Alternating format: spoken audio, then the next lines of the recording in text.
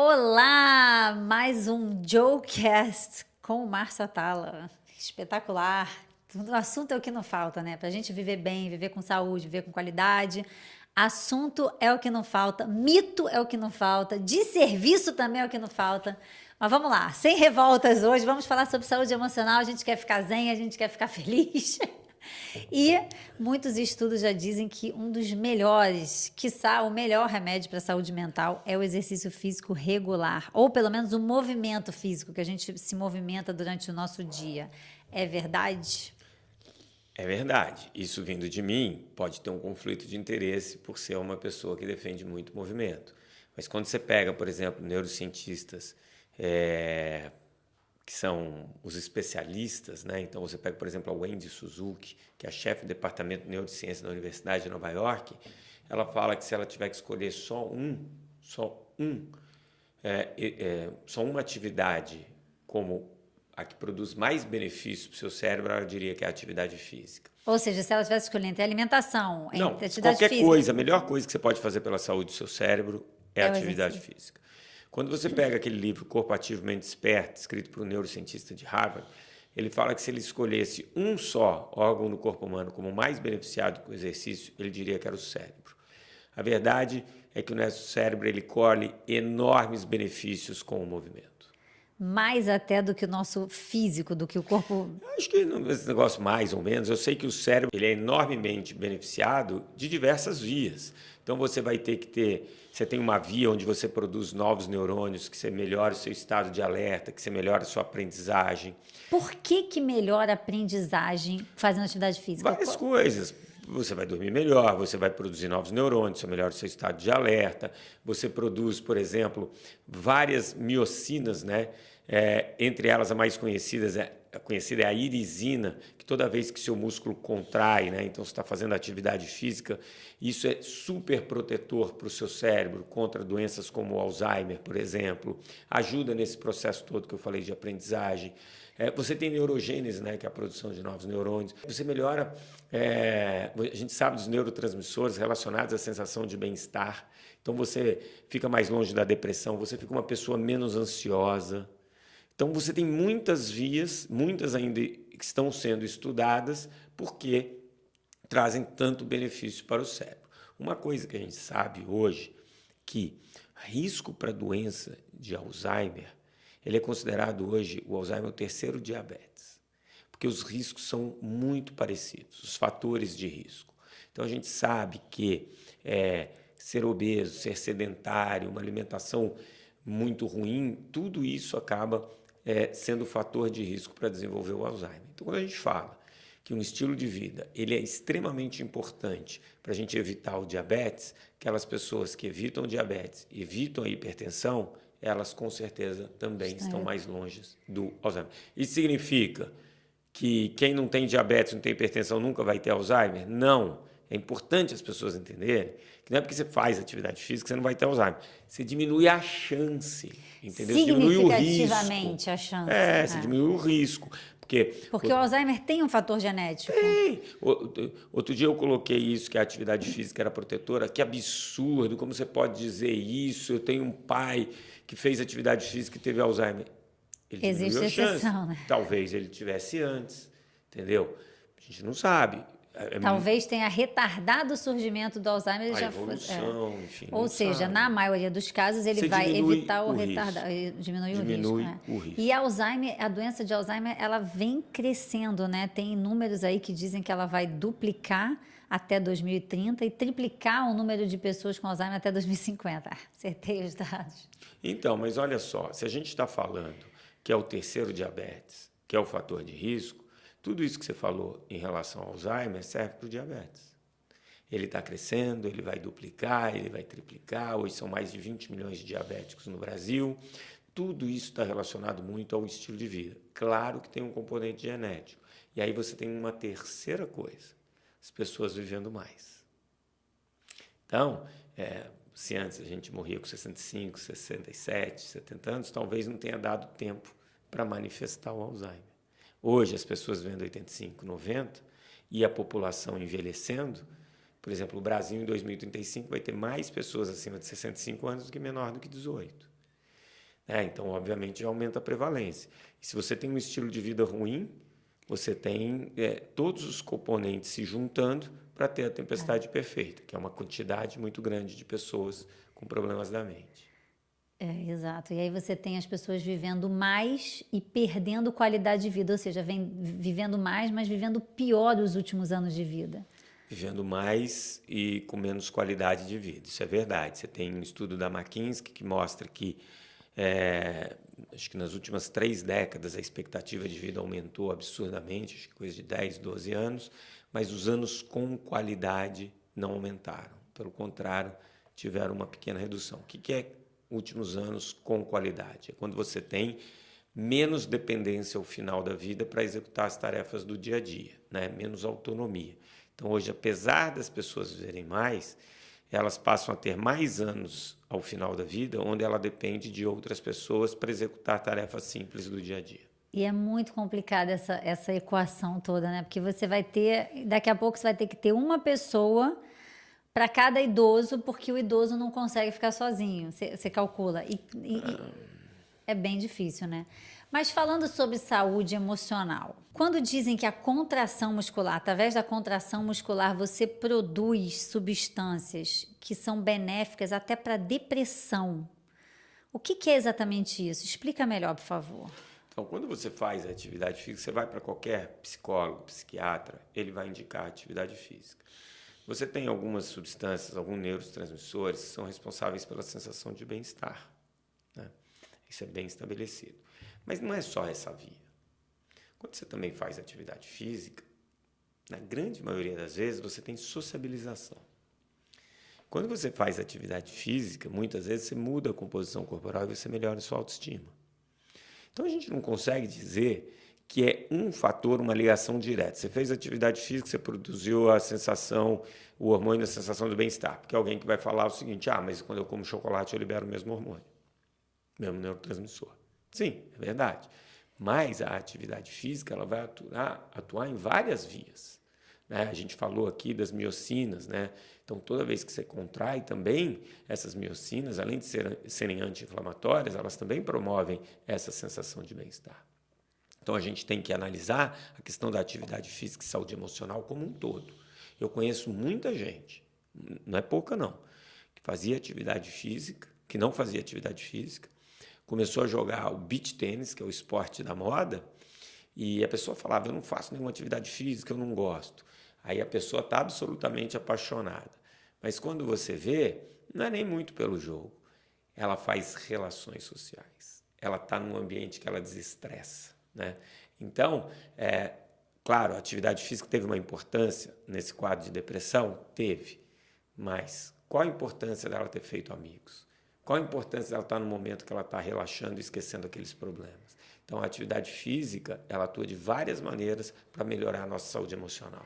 E a atividade física é perfeita para essa questão da sociabilização, né? Eu mesma comecei a pedalar já com uma certa idade, não era novinha, não era garota, me fiz várias amizades. As minhas amizades mais fortes hoje em dia são ligadas ao esporte. E esse papel aí das boas relações na saúde mental e até na longevidade é super importante, né? É bem importante. A vida, ela não é fácil. A vida não é fácil. Você, invariavelmente, para alguns é mais difícil que para outros, mas durante a vida a gente vai sempre passar por instabilidade emocional, eventualmente problema de dinheiro, emprego.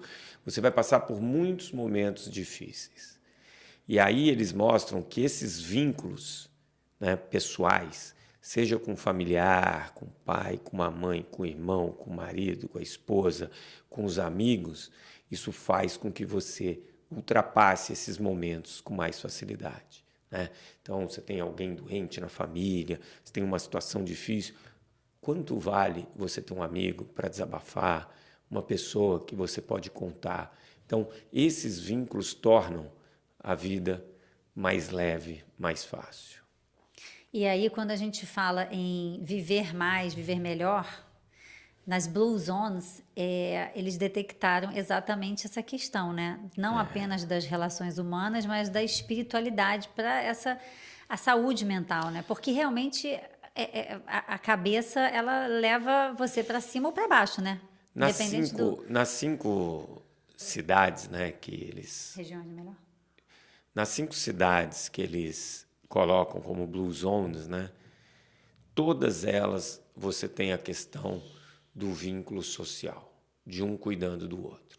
Então, seja em Okinawa, seja até numa cidade muito mais desenvolvida como Loma Linda, na Califórnia, lá é uma cidade adventista do 7º dia, eles têm a cultura do viver em grupo, da sociedade muito forte, do cuidar um do outro muito forte.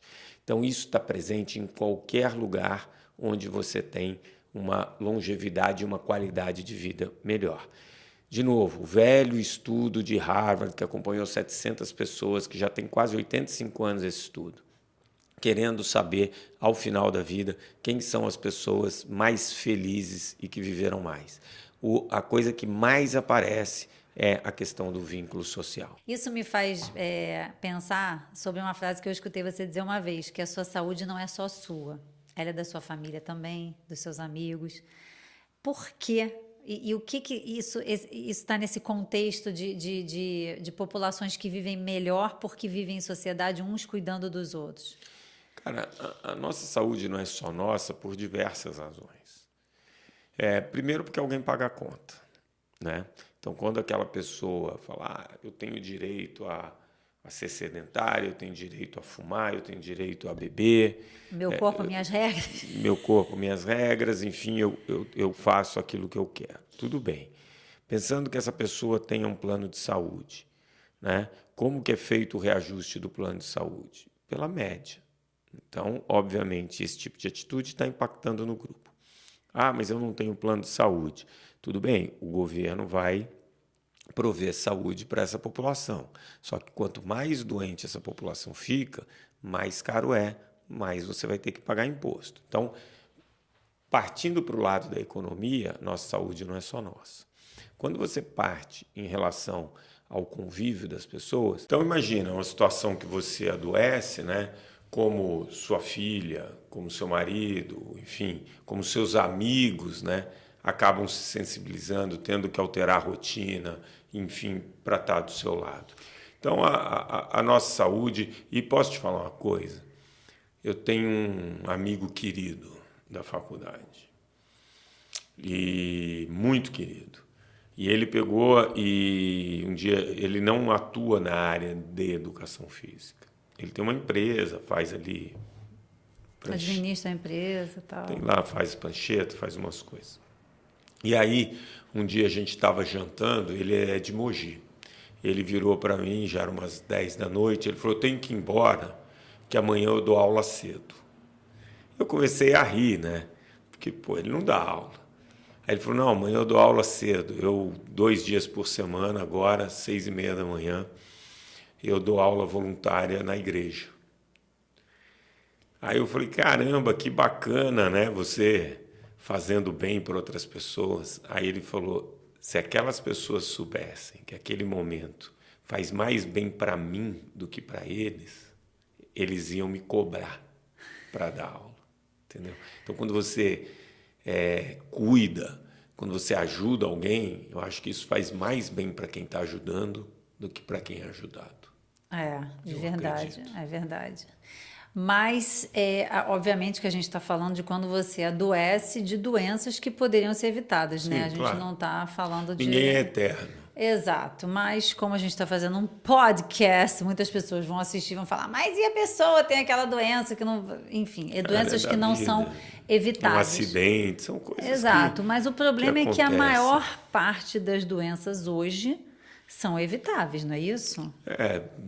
São causadas pelo nosso estilo de vida. Tem um professor em Harvard que chama Edward Phillips, que é coordenador lá de qualidade de vida e saúde, e ele chega a dizer que entre 70% e 80% das doenças que acometem a população, elas seriam evitáveis com um estilo de vida melhor, baseado em alguns pilares, como não fumar, se exercitar, ter uma alimentação mais equilibrada e menos calórica, dormir bem e ter um controle melhor das emoções em relação ao estresse. Parece fácil. O meio ambiente sempre interfere no estilo de vida. A gente, já diria Darwin, os mais adaptados é que vão sobreviver. Aquelas pessoas que hoje conseguirem se adaptar a esse meio ambiente, conseguirem fazer melhores escolhas, conseguirem fazer algumas travas para que não caia, por exemplo, no uso excessivo de tela, enfim, algumas coisas assim, essas pessoas com certeza vão viver melhor, porque hoje a gente tem muita coisa que nos ajuda a viver melhor. Com relação à tela e saúde emocional, a gente escuta muitos especialistas falando sobre os danos que isso provoca. Cara, tem uma relação muito direta entre uso de tela, isso é artigos mostrando isso. Quanto maior o tempo na tela, menor são as suas amizades no mundo real. Quanto maior o tempo de tela, tem uma relação direta com diminuição de sono. E quando você vê que privação de sono te leva à depressão, te leva ao ganho de peso, ao sedentarismo, você vê que tudo está muito ligado. Então, quando você fica muito tempo na frente de uma tela, você não está trabalhando aqueles pilares que a gente sempre fala do bom estilo de vida. Então, o excesso de tela é prejudicial. Não é para zerar. Hoje ela traz enormes facilidades para o nosso dia que vão ajudar até a gente viver mais. O problema é esse excesso. E hoje, não sei se de hoje, aí teria que pegar um sociólogo para a gente discutir sobre isso, tem uma cultura muito grande de você mostrar só o que é bom, né? De você se comparar, você cria expectativas. E nas redes sociais as pessoas colocam só as coisas boas. Teve uma pessoa muito famosa que se separou no final do ano passado, em novembro. E ela colocou um mês antes a foto com o marido, dizendo o seguinte: o amor da minha vida, a razão do meu existir, e aquela coisa toda. Menos de um mês depois, estourou lá o escândalo, tal e tal. E aí essa pessoa fala: há mais de um ano que a gente não dorme junto, que a nossa relação é um inferno. Mas pensa bem, há menos de um mês ela postou uma coisa que influencia milhões e milhões de pessoas que seguem, que, poxa, a pessoa fala: pô, mas eu não sou tão feliz assim. Pô, eu tô com meu marido e eu não sinto isso, entendeu? Aí essa pessoa fala: pô, eu vou me separar. Né? Ela influencia atitudes de outras pessoas. O que eu estou querendo dizer com isso? Existe um peso, uma responsabilidade. Claro, não dá para acreditar em tudo. Aquele cara mega bombado, forte e tal, fala: olha, tem que fazer musculação todo dia, consumir proteína, eu faço um pouquinho de aeróbico em jejum, como uma saladinha. Tudo que ele falou é verdade, mas é meia verdade. Porque fazendo tudo aquilo, você nunca vai ter aquele shape. Porque ele está tomando um monte de hormônio. Então, a real é que você tem que estar pronto para ver as redes sociais com um olhar mais crítico, né? Mais e as pessoas crítico. estão cada vez mais hipnotizadas pelas coisas que veem. Não é fácil, cara, porque vamos supor, eu sou corintiano. Eu gosto de ouvir o cara que fala bem do Corinthians. Eu gosto de ouvir o cara que fala que a gente vai sair da crise. Eu gosto, né? Então, o cara que fala mal, eu não quero. Então, a gente tem, o ser humano tem uma predisposição a ouvir aquilo que agrada. Né? O Emílio, o apresentador do Pânico, ele falava o seguinte: a maior audiência do Pânico era quando o Corinthians ganhava. Porque a gente tinha um quadro que levava ali os repórteres no jogo do Corinthians. E os corintianos enlouquecidamente queriam ver para... Entendeu? Então, você percebe que nas mídias sociais você tem muito isso. Você vai sempre buscar aquilo que você quer ouvir.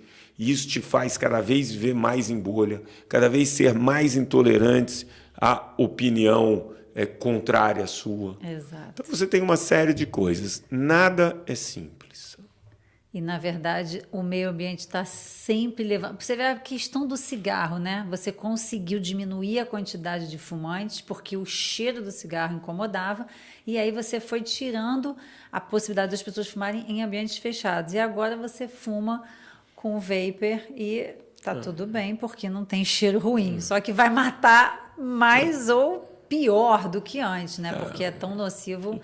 Há muito Quanto? custo numa política de saúde pública muito bem feita aqui no Brasil, e isso é raro, você sai de 35% de fumantes para menos de 8% de fumantes, né? Então, foi uma política de saúde pública que tiveram várias ações. Eu lembro muito do ex-governador de São Paulo, Paulo Maluf, quando ele tomou essa medida em São Paulo, né? Porque acho que ele era prefeito até. Pô, o pessoal bateu nele à vontade, que absurdo, é meu direito. Cara, hoje você resgata essa entrevista que foi feita há 30, 40 anos, acho que as pessoas que fizeram as perguntas sentem vergonha. Sentem vergonha, né? Então, assim, é complicado, né? É complicado. Talvez aquilo que a gente viu na Coreia, que parecia Coreia do Sul, hein? Estou falando Coreia do Norte, estou falando Coreia do Sul. Claro. Que pegava as pessoas com mais de 3 horas de tempo de tela e convidavam a participar de um centro de combate e dependência ao vício de internet, hoje pareça absurdo para a gente, pode ser que daqui 10, 15 anos a gente fale, pô, isso é normal. Quer dizer, porque a gente sabe que tem uma relação muito grande com doenças da mente. Então, mais uma vez, o recado é: cuide, né? Tenha um cuidado com você, com os seus. E moderação em tudo. Moderação em tudo. E Moderação em tudo. pequenas escolhas, grandes resultados, todo dia.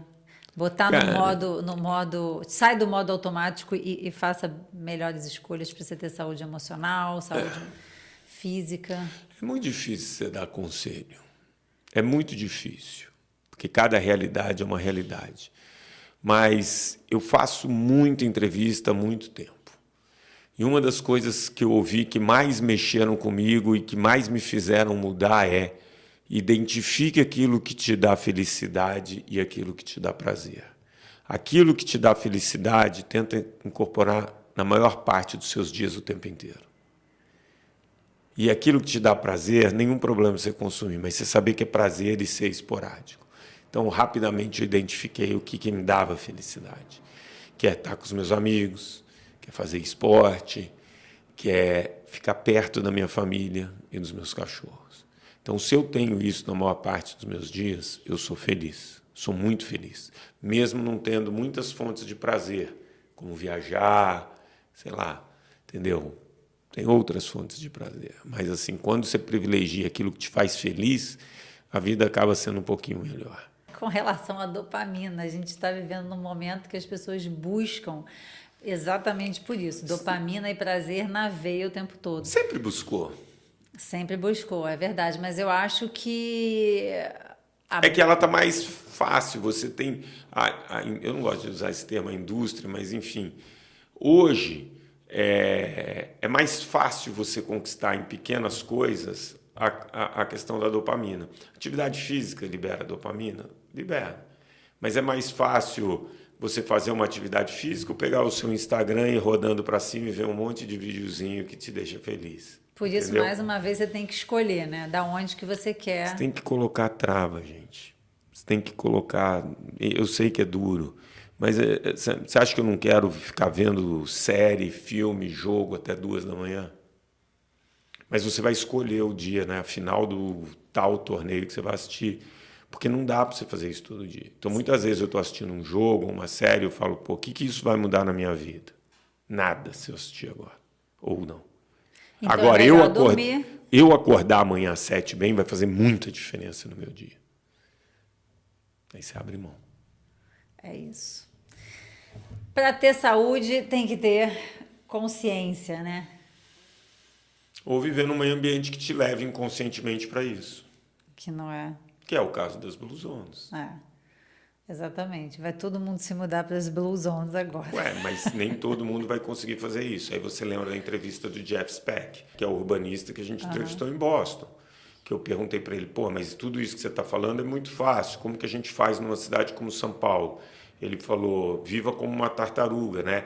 Tente fazer o seu mundo menor e com melhores escolhas fáceis, Exato. né? Então é isso, cada um vai ter que adaptar o seu meio ambiente. Tá ótimo. Excelentes dicas, mais uma vez, Márcio Atala, com a gente aqui falando sobre saúde emocional, sobre benefícios da atividade física para a saúde emocional, sobre como viver melhor, como viver com mais qualidade. E é isso. Obrigada mais uma vez e até a próxima. Até.